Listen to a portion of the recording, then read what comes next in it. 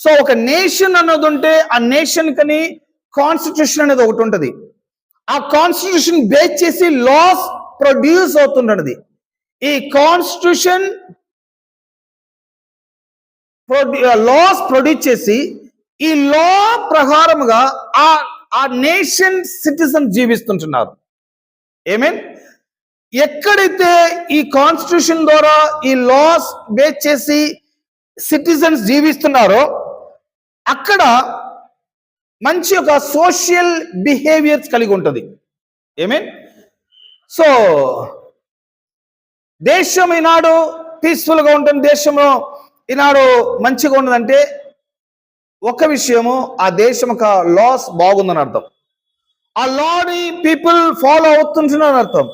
ఆ లాలోనే, ఆ కాన్స్టిట్యూషన్ లోనే కల్చరల్ బిహేవియర్